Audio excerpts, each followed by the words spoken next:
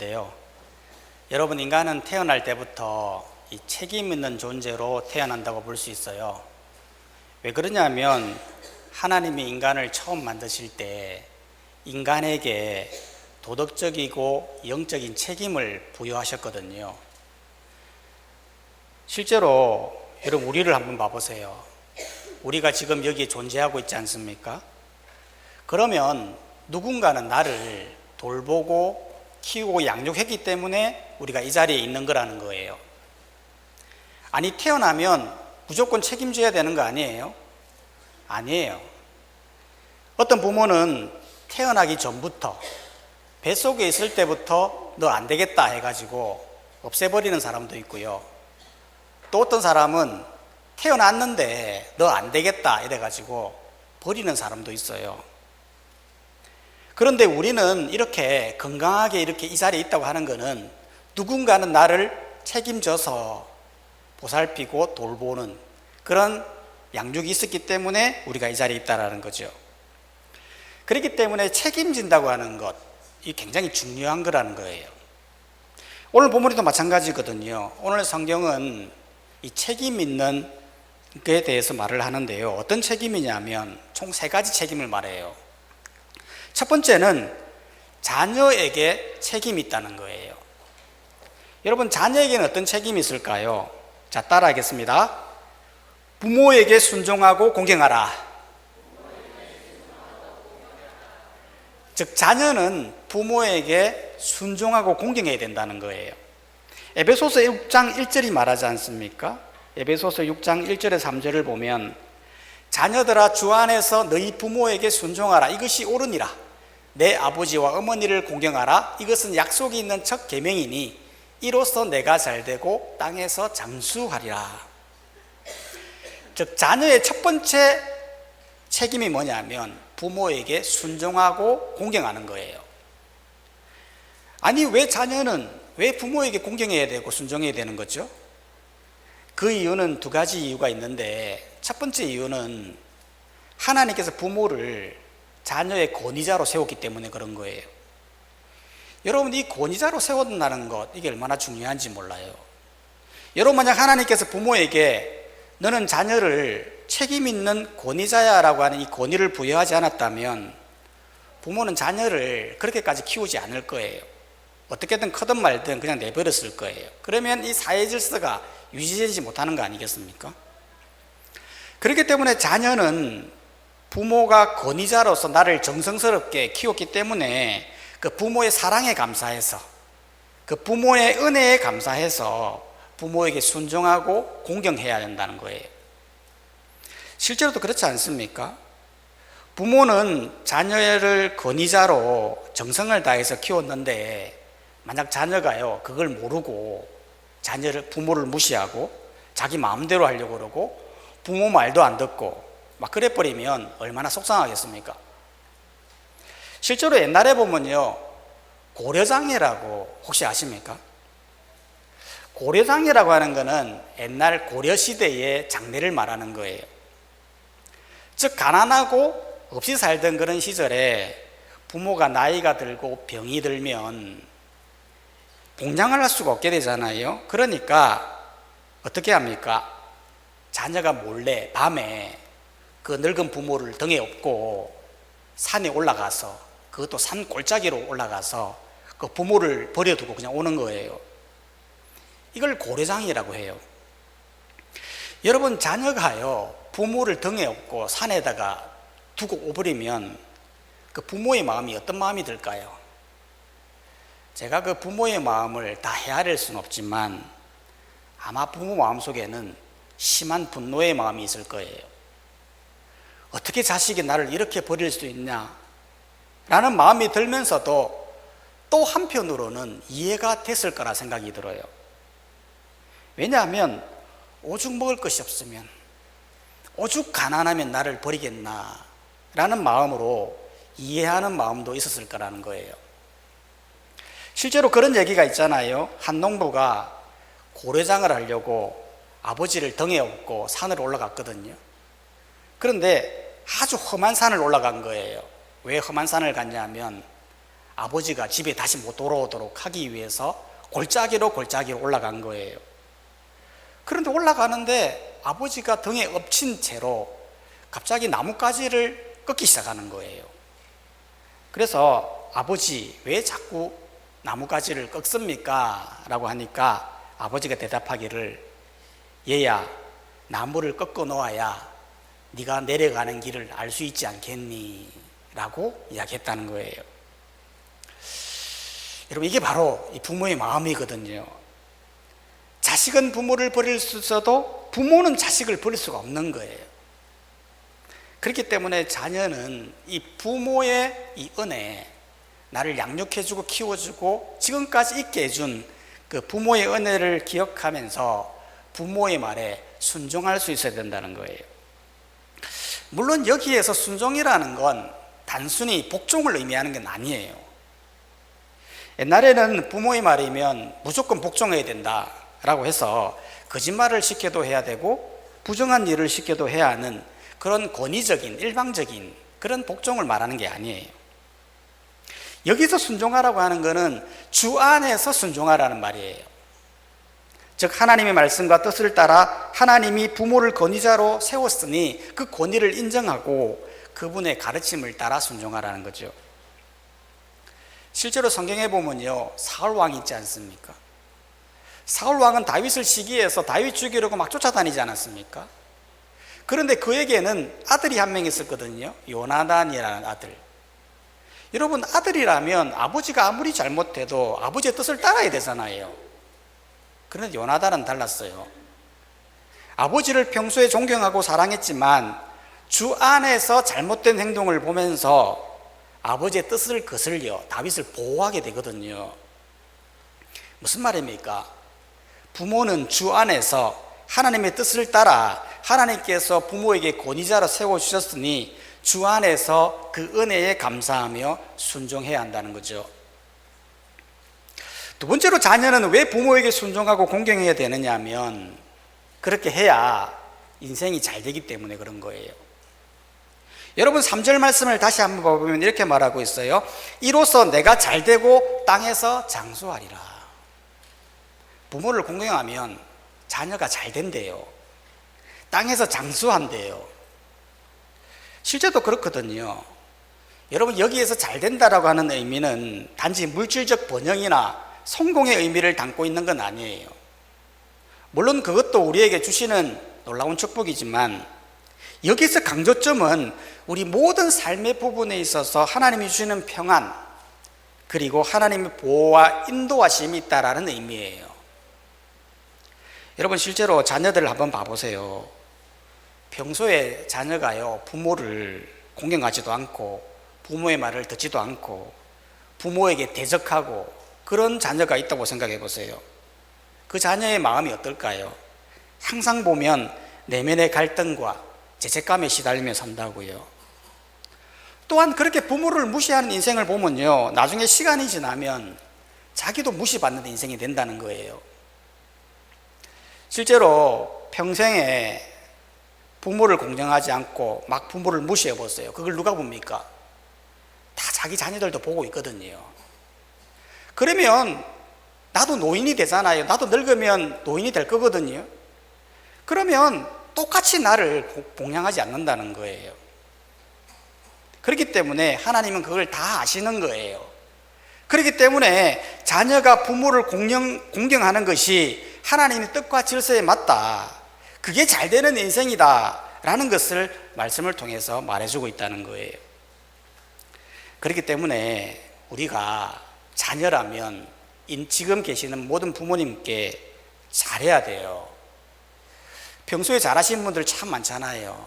명절만 되면 찾아뵙고 평소에 안부 전화 잘하고 부모를 공경하고 그렇게 하는 부모를 보면요 자녀들도 똑같이 해요.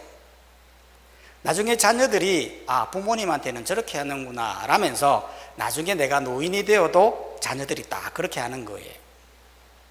그렇기 때문에 주 안에서 부모에게 순종하고 공경하는 것은 범사에 잘 되고 장수하는 비결이니 우리는 부모에게 순종하고 공경하는 일을 잘 해야 한다는 거예요. 이렇게 부모에게 순종하고 공경하는 우리 성도님들이 다 되시기를 주님의 이름으로 축복합니다. 두 번째로 인간에게 어떤 책임이 있느냐 하면 부모에게도 책임이 있다는 거예요. 부모는 어떤 책임이 있을까요? 자, 따라하겠습니다. 주님의 교훈과 훈계로 양육하라. 사절은 말하거든요. 또 아비들아 너희 자녀를 노엽게 하지 말고 오직 주의 교훈과 훈계로 양육하라. 즉 부모는 자녀를 양육해야 할 책임이 있다는 거예요. 여러분 이건 너무나 당연한 거잖아요. 부모가 되어서 자녀를 양육하지 않는다? 이 무책임한 행동이거든요. 그러면 부모는 왜 자녀를 양육해야 되는 걸까요? 그 이유는 부모는 하나님의 대리자이거든요. 실제로 이 부모의 권위는 하나님이 부여하셨잖아요. 왜 부여하셨습니까? 나 대신 자녀를 잘 양육해라는 의미예요. 그러면 자녀는 어떻게 해야 잘 양육하는 거죠? 크게 보면 두 가지예요. 첫 번째는 자녀를 노엽게 하지 않는 거예요. 사절을 다시 한번 봐보면 아비들아 너희 자녀를 노엽게 하지 말고. 여러분 여기에서 노엽게 하지 말라는 것은 어떤 의미일까요? 여기에서 노엽게 하지 말라는 의미는 몇 가지가 있는데 첫 번째는 너무 많은 무리와 비교를 하지 말라는 거예요. 즉 자녀를 대할 때 다른 사람과 막 비교하면서 자존심을 낮춰버리거나 자녀의 능력을 넘어선 무리한 기대를 하면 안 된다는 거예요. 그런데 오늘날 보면 자녀에 대한 기대가 엄청나죠.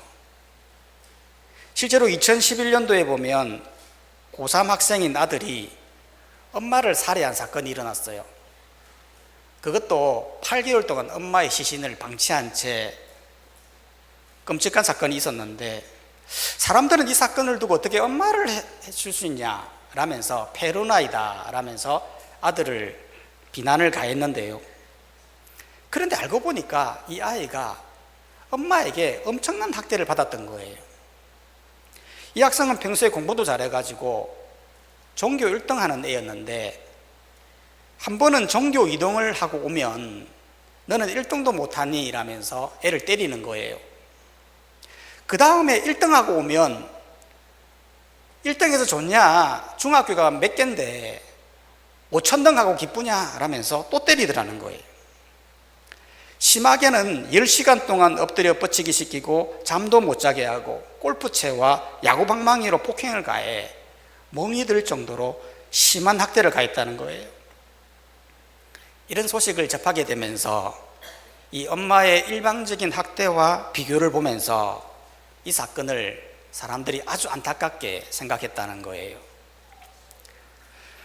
또한 이런 잘못된 권위는 또 뭐냐 하면 일방적인 명령과 통제를 하는 권위예요. 자녀에게 의견을 물어보지도 않고 무조건 자신의 생각과 계획대로 하기를 강요하는 거죠. 이러면 자녀는 부모와의 이 관계에서 소외감을 느끼고 부모를 두려워하게 된다는 거예요. 의외로 이런 가정들이 너무나 많다는 거예요. 아이를 대할 때 인격을 존중하지 않고 명령적으로 통제하면서 부모가 하고 싶은 대로 하도록 따르게 하는 그런 부모들이 너무나 많다는 거예요. 세 번째로 잘못된 권위는 뭐냐면 불공정한 대우를 하는 거예요. 즉 자녀들에게 편애를 한다거나 공정하지 않는 대우를 해서 부모에게 큰 실망과 분노를 느끼게 하는 거죠. 실제로 성경에 보면 요셉이 그랬지 않습니까? 아버지인 야곱이 요셉만 이뻐하니까 형제들이 화가 나서 막내인 요셉을 죽이려고 하지 않았습니까? 그것도 구덩이를 파고 실제로 죽이려고 했거든요. 즉 편애와 불공정한 대우는 자녀를 노엽게 하는 잘못된 권위임을 성경은 말을 하는 거예요. 그렇기 때문에 우리는 자녀를 대할 때에 이런 불공정한 권위로 자녀를 노엽게 하는 행위를 하지 말아야 된다. 이것이 바로 부모가 가져야 될 책임이라는 거죠. 두 번째로 자녀를 어떻게 잘 양육해야 되느냐 하면 주의 교훈과 훈계로 양육해야 된다는 거예요. 여기에서 주의 교훈이라고 하는 것은 하나님 말씀을 말하는 것이고 훈계라고 하는 건 잘못된 길을 갈 때 바로 잡아주는 것을 말하는 거예요. 즉 부모는 자녀에게요 말씀을 가르쳐야 되고 그리고 훈계해야 할 책임이 있다는 거죠. 신명기 6장 6절 7절은 말하거든요. 오늘 내가 내게 명하는 이 말씀을 내 마음에 새기고 내 자녀에게 부지런히 가르치며 집에 앉았을 때에든지 길에 갈 때에든지 누워 있을 때에든지 일어날 때에든지 이 말씀을 강론할 것이며, 즉 부모의 책임은 자녀를 말씀으로 양육해야 된다는 거예요. 아니 왜 하필 말씀을 가지고 양육해야 됩니까? 이 땅에 배워야 될 것이 얼마나 많습니까? 그런데 왜 꼭 말씀이죠? 여러 가지 이유가 있지만 궁극적인 목적은 자녀가 하나님 뜻대로 살게 하기 위한 목적이에요. 여러분, 성경은 하나님의 뜻이 담겨져 있는 거예요. 하나님이 인간에게 요구하는 하나님의 뜻과 하나님의 바람이 성경에 담겨져 있는 거예요. 그러면 성경을 가르쳐야 자녀들이 하나님 뜻이 무엇인지 알고 하나님 뜻대로 살 거 아닙니까? 만약 부모가 자녀에게 말씀을 가르치지 않는다면 자녀는 하나님의 뜻을 몰라 세상의 가치관과 세상이 추구하는 것이 맞다고 생각하고 그거를 향해 가다가 하나님을 버려버리게 될 거라는 거예요. 실제로 엘리 제사장의 모습을 한번 봐보십시오. 엘리 제사장에게는 아들이 있었는데요, 그들은 하나님의 뜻을 정확하게 몰랐어요. 그러다 보니 해막에서 제멋대로 행동하고 성막에서 여인과 동침하는 등 불경건한 일들을 하게 되었어요. 그러면 엘리 제사장이면 그들의 악행을 보고 지적을 해야 되는데 어떤 교훈이나 어떤 책망, 어떤 가르침도 없었다는 거예요. 그러니까 어떻게 됩니까? 나중에 블레셋 전투를 통해 온 가정이 망하는 그런 심판을 받게 되더라는 거예요. 실제로 크리스찬 가정임에도 불구하고 하나님의 말씀을 가르치지 않는 그런 가정이 많습니다. 이번에 한 목사님이 강남에 한번 나가봤다는 거예요. 대치동 학원가에 주일에 한번 딱 나가보니까요, 거기에 수많은 학원차들, 그리고 부모님 차들이 엉켜가지고 버글버글 하더라는 거예요.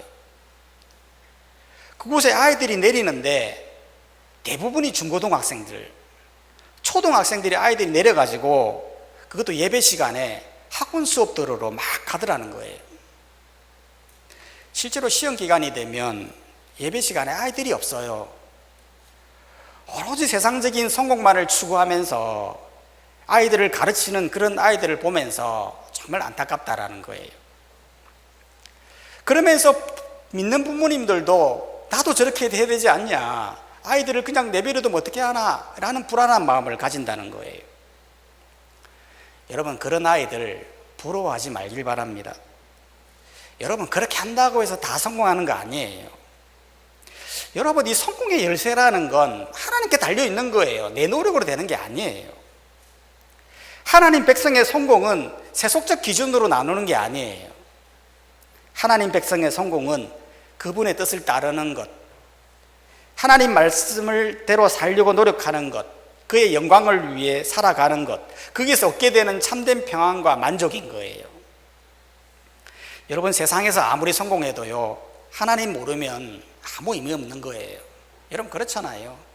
세상에서 이름을 날리고 사람들이 부러워하는 그러한 자리에 있다 할지라도 하나님 모르는데, 하나님을 알 수 없는데, 하나님 뜻대로 살지 않는데 무슨 의미가 있겠냐라는 거예요.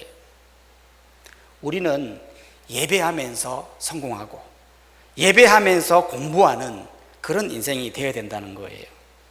그렇기 때문에 부모는 자녀가 이 땅에서 올바르게 살아갈 수 있도록 말씀을 가르치는 이 책임을 다해야 한다는 거죠.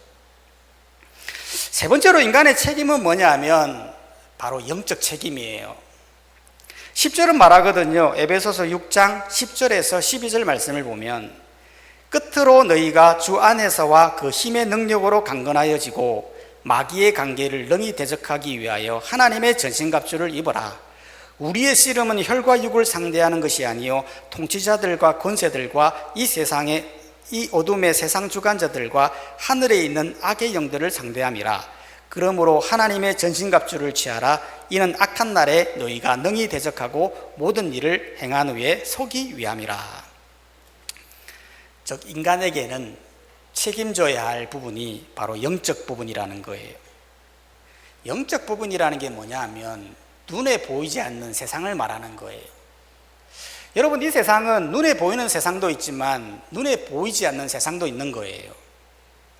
사람들이 한 가지 착각하는 것이 뭐냐 하면 당장 내 눈에 보이는 이 현실 세계, 이것만 다인 줄 알거든요. 그렇기 때문에 이 현실 세계에서 어떻게 하든 성공하려고 그렇게 노력하며 산다는 거예요.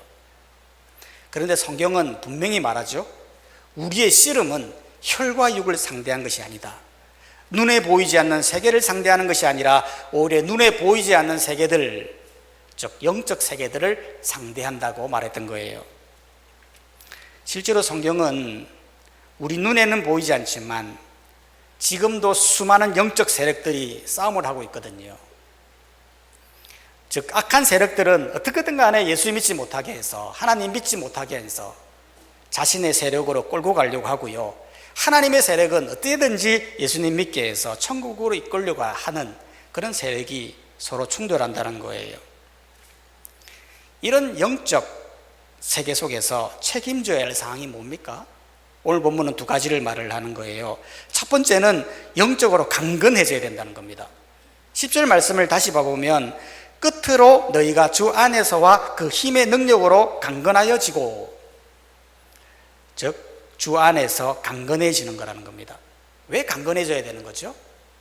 이렇게 하는 이유는 악의 영들을 상대하기 위함이라는 거예요. 여러분, 눈에 보이지 않는 이 악을 상대함에서 가장 중요한 것은 주 안에서 강해지는 거예요. 실제로 영적인 세계는 마치 양육 강식의 시대와 같은 거예요. 여러분, 동물을 보면 약한 동물을 잡아먹잖아요. 약한 동물이 강한 동물을 잡아먹을 수는 없어요. 그걸 양육 강식 시대라, 강숙 세계라고 하는 거예요. 그렇기 때문에 예수님도 보면, 예수님은 사역하기 전에 금식기도 하잖아요. 왜 금식기도를 하는 거죠? 사탄을 상대하기 위해서. 실제로 사탄을 상대할 때 뭘로 이기나요? 말씀을 가지고 이기죠. 주 안에서 주의 말씀으로 사탄을 대적하여 이기더라는 거예요. 마찬가지로 우리도 영적으로 강건하여지지 않으면 얼마든지 사탄의 먹이가 될 수 있어요.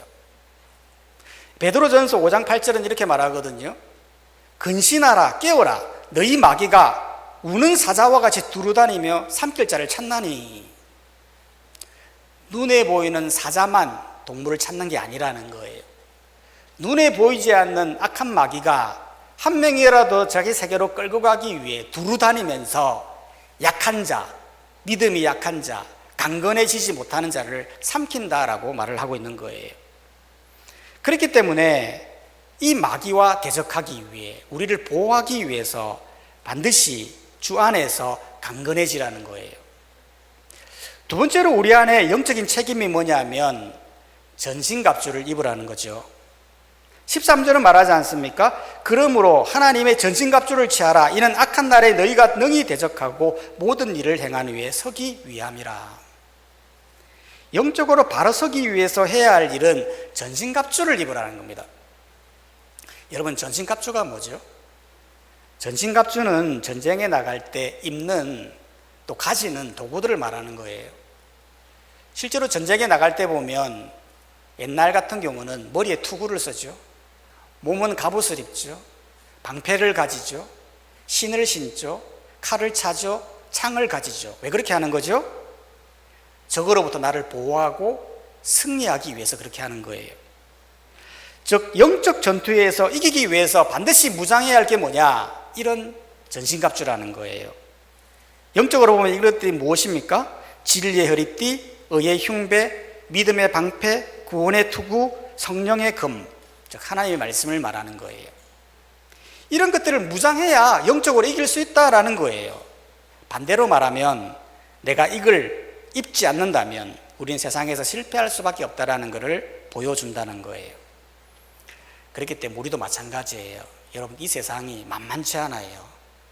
어떻게든 사탄은 우리를 먹이로 삼고 우리를 잡아 악한 영적인 세계로 끌고 가려고 하는 거예요. 이럴 때 우리는 전신갑주를 취하고 말씀과 기도로 무장하고 구원의 확신으로 이 땅 가운데 우리의 책임을 다해야 된다는 거예요. 자녀로서의 책임, 부모로서의 책임, 이 영적인 책임을 다하여 이 땅에서 영적으로 승리하는 삶을 살아가는 우리 모든 성도님들이 되시기를 주님의 이름으로 축원합니다.